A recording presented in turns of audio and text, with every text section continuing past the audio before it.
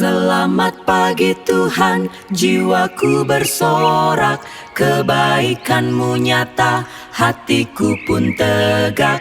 Dalam lindungan-Mu, aku takkan goyah.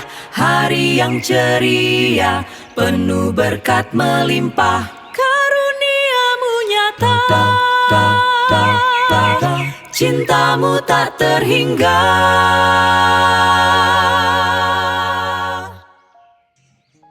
Shalom, selamat pagi umat-umat Tuhan. Renungan pagi pada tanggal 25 Februari 2026 berjudul Hubungan Karunia Roh dengan Alkitab bagian ketiga. Sebelumnya mari kita berdoa. Bapa kami yang di surga, terima kasih untuk kesempatan menikmati pagi yang cerah hari ini.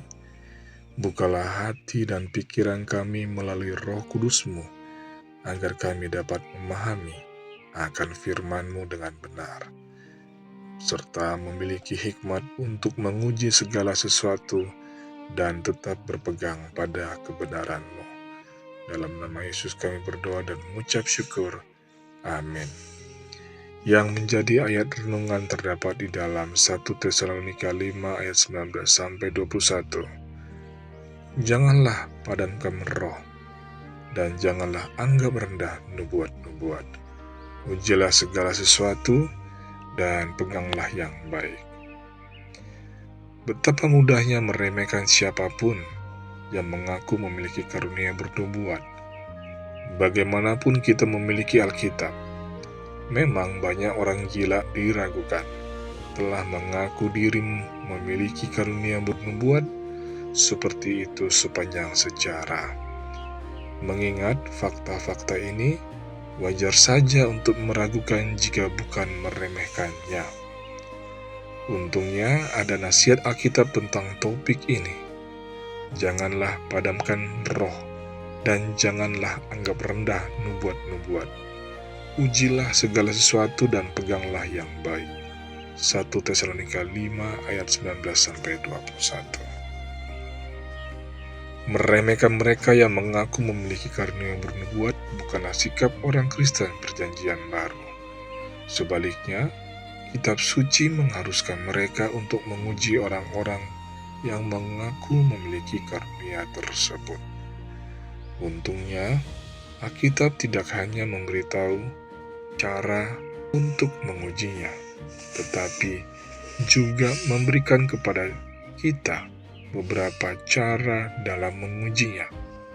Salah satunya caranya muncul dalam khotbah di bukit, di mana Yesus memerintahkan kita untuk waspadalah terhadap nabi-nabi palsu yang datang kepadamu dengan menyamar seperti domba, tetapi sesungguhnya mereka adalah serigala yang buas. Dari buahnya lah kamu akan mengenal mereka. Setiap pohon yang baik menghasilkan buah yang baik, sedangkan pohon yang tidak baik menghasilkan buah yang tidak baik. Matius 7 ayat 15-17. Bila diaplikasikan kepada seseorang yang mengaku memiliki karunia bernubuat, berarti kita perlu mengevaluasi hasil dari prinsip-prinsip yang mereka kemukakan, dan apakah kehidupan mereka sendiri mencerminkan kekristenan Perjanjian Baru. Ujian lain terdapat dalam 1 Yohanes 4. Di situ dikatakan kepada kita untuk ujilah roh-roh itu, apakah mereka berasal dari Allah, sebab banyak nabi-nabi palsu yang telah muncul dan pergi ke seluruh dunia. Demikianlah kita mengenal roh Allah. Setiap roh yang mengaku bahwa Yesus Kristus telah datang sebagai manusia berasal dari Allah, dan setiap roh yang tidak mengaku Yesus tidak berasal dari Allah. Ayat 1-3. Kita harus bertanya pada diri sendiri, apa kesaksian orang-orang itu tentang meninggikan Yesus?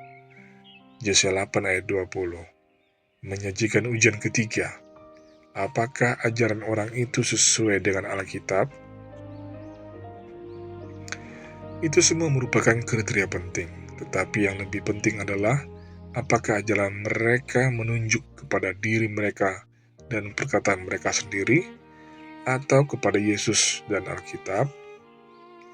Jemaat Advent mula-mula itu mau tidak mau harus membuka Alkitab mereka saat mereka berusaha menguji pernyataan Ellen Harmon atau Ellen White yang muda dan orang-orang lainnya di akhir tahun 1840-an, dan tidak terlalu mudah untuk membuat keputusan.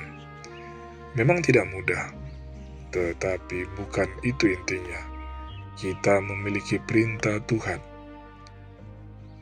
Bapa, bantulah kami hari ini untuk bersemangat belajar akan firman-Mu, sehingga kami dapat menjadi penguji yang lebih baik dalam segala hal rohani. Yang menjadi kesimpulan renungan pada pagi hari ini, Tuhan tidak meminta kita untuk menolak pekerjaan rohnya, tetapi menguji segala sesuatu melalui firman.